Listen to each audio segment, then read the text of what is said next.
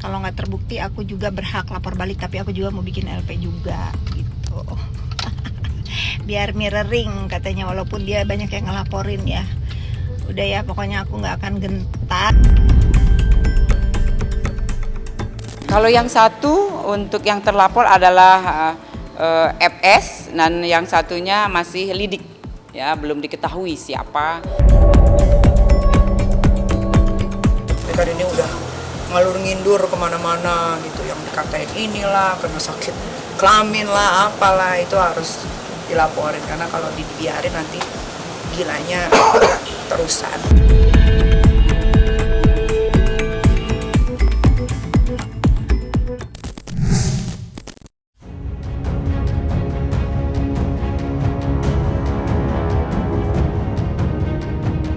Kemarahan Nikita Mirzani akhirnya tak terbendung usai melaporkan Fitri Sahuteru atas dugaan pencemaran nama baik di Polres Metro Jakarta Selatan pada 11 Februari 2025 kemarin.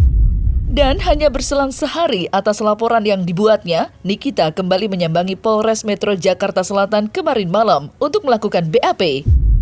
Ditemani kuasa hukumnya, Nikita menyinggung pelaporan terhadap mantan sahabatnya itu, lantaran ibu 3 anak itu kerap menyerang Nikita melalui media sosial pribadinya. Menurutnya, apa yang dikatakan mantan sahabatnya itu cenderung fitnah yang tidak bisa dibiarkan terus-menerus. Atas laporannya itulah, kini Fitri Sahuteru terancam hukuman 5 tahun penjara.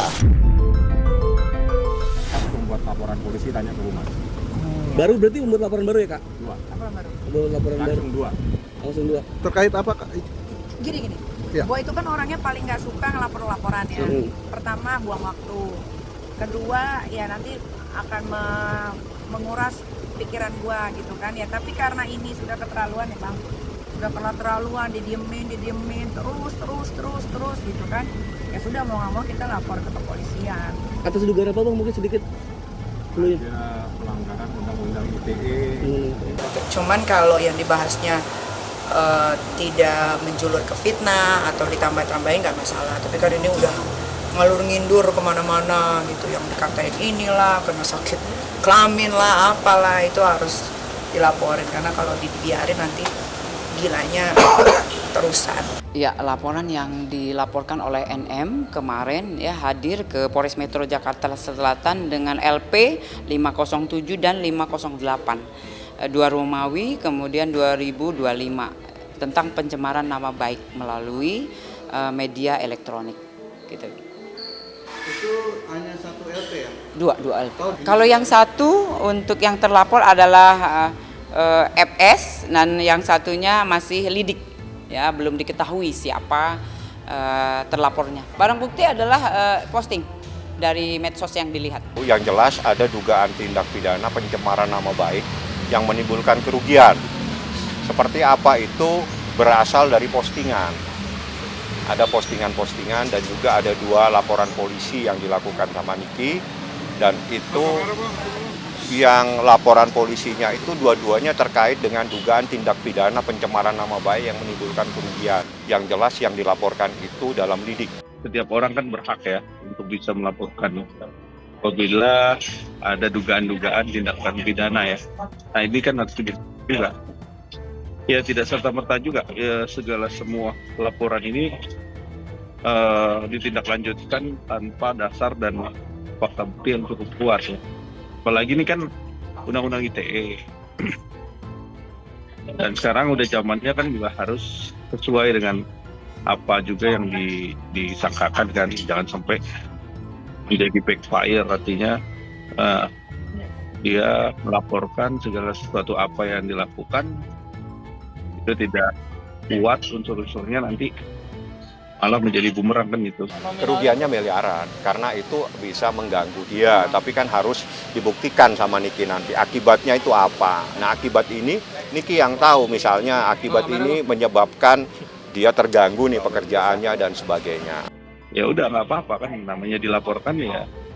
Kalau memang dipanggil ya dia pasti datang menangani kasus ini kan. Kalau memang tidak terbukti tentunya cepat segera diberhentikan kan kasusnya. Mengetahui dirinya dilaporkan oleh Nikita Mirzani dengan dugaan pencemaran nama baik dan fitnah, Fitri Sahuteru tidak tinggal diam. Ibu 3 anak itu pun mengaku siap melaporkan balik Nikita jika laporan yang dibuat Nikita tidak terbukti kebenarannya. Fitri Sahuteru mengaku sama sekali tidak gentar atas laporan yang dibuat Nikita. Menurutnya, Nikita lah yang gemar mencemarkan nama baik dan mengumbar fitnah. Tak heran jika ibu kandung Laura Mezani itu mempunyai banyak musuh dan harus berurusan dengan hukum. Lantas, langkah apa saja yang dipersiapkan Fitri Sahuteru untuk melaporkan balik seterunya Nikita Mirzani?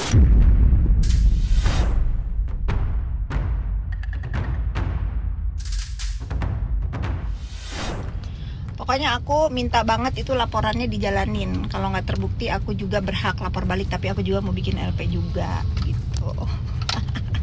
Biar mirroring katanya, walaupun dia banyak yang ngelaporin ya. Udah ya, pokoknya aku nggak akan gentar. Yang ada kau jahat sama semua orang. Bingung. Jadi kalau kau suruh ngelaporin orang atas apa pencemaran nama baik, kau biangnya mencemarkan nama baik orang. Perbuatan tidak menyenangkan, kau biangnya selalu berbuat tidak menyenangkan buat orang lain. Apalagi semua undang-undang ITE itu ada melekat di nadi kau ya. Kejahatan cyber kau juga. Kriminal udahlah, prostitusi udah, apalagi yang belum.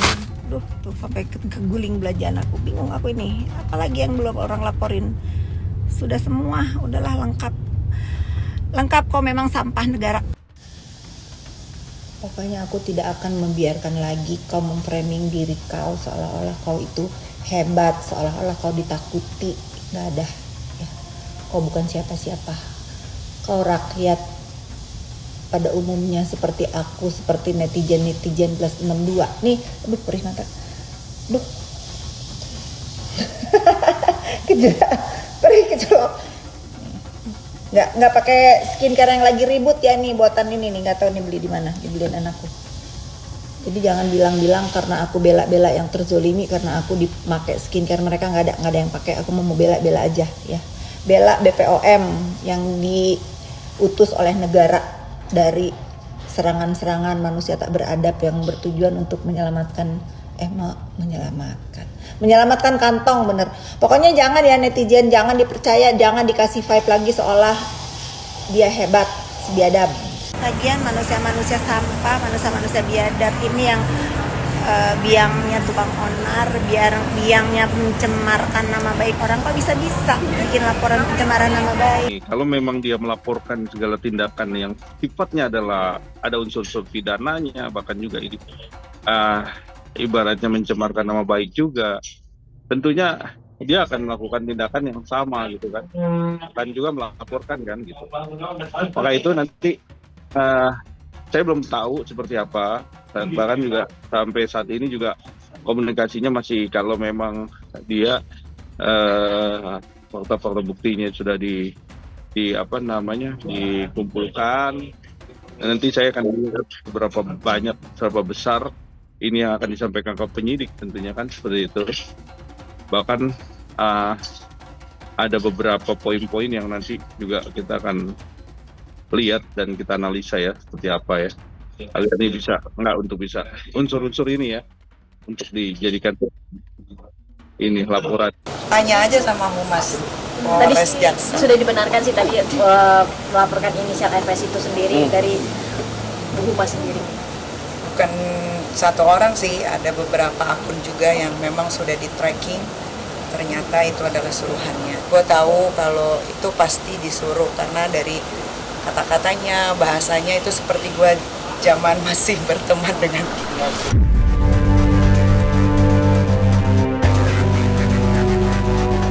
Di tengah perseteruannya dengan Fitri Sahuteru yang semakin memanas, Nikita Mirzani juga masih berurusan dengan 2 laporan yang dibuat oleh Dr. Gladys dan penguasa skincare. Terkait laporan yang dibuat Dr. Gladys, Nikita dilaporkan atas dugaan pemerasan senilai 4 miliar rupiah terkait review produk skincare. Yang menarik, 2 rekan Nikita yakni Dr. Oki dan Doktif juga ikut dilaporkan. Mereka diduga berkelompok terkait review produk skincare. Namun saat disinggung mengenai dugaan pemerasan, Nikita membantah.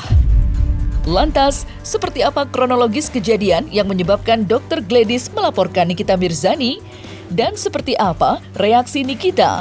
Benarkah Nikita akan menempuh jalur hukum untuk melaporkan balik Dr. Gladys? Lewat live TikTok milik saudari NM. Kemudian pada tanggal 13 November 2024, korban menghubungi terlapor. Ya, terlapornya kami sampaikan tadi dalam penyelidikan. Jadi korban menghubungi terlapor yang merupakan asisten dari saudari NM melalui WA ke dua nomor WA ya, dengan tujuan untuk bersilaturahmi dengan saudari NM ya. Jadi respon dari terlapor adalah ancaman akan speak up ke media sosial bila silaturahmi tersebut tidak menghasilkan uang, dan terlapor meminta sejumlah uang sebesar 5 miliar rupiah sebagai uang tutup mulut. Karena korban merasa terancam dan takut, maka pada tanggal 14 November 2024 korban melakukan transfer dana sebesar 2 miliar rupiah. Kemudian pada tanggal 15 November atas arahan terlapor, korban memberikan uang tunai sebesar 2 miliar rupiah.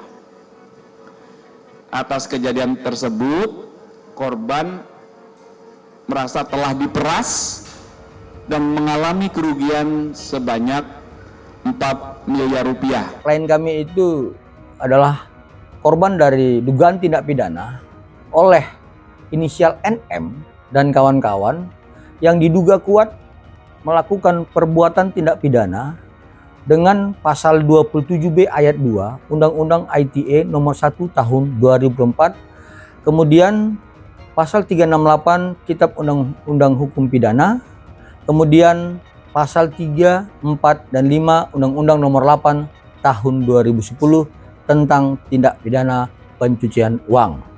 Bahwa perlu kami jelaskan, klien kami Dr. Reza Gladys telah melaporkan dugaan tindak pidana ini di Polda Metro Jaya berdasarkan nomor LP 7355 tertanggal 3 Desember 2024. Pertanyaan, semua ini diperiksa sebagai saksi supaya tidak simpang siur.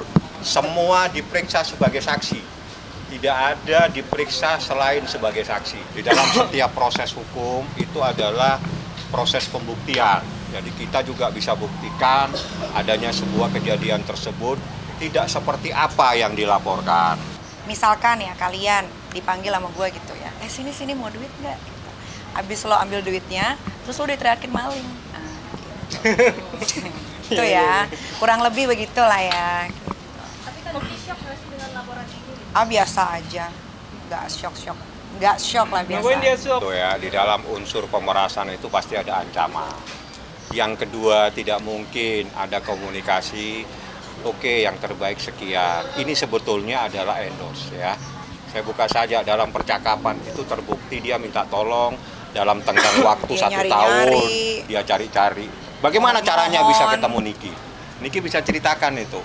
Setahun minta diperpanjang nanti. Itu ada kok percakapan.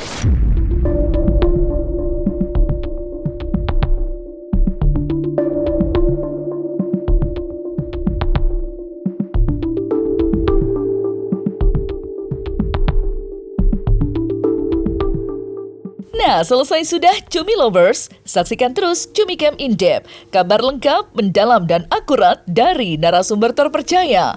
Dan jangan lupa untuk like, subscribe, dan juga share channel YouTube Cumi Cumi.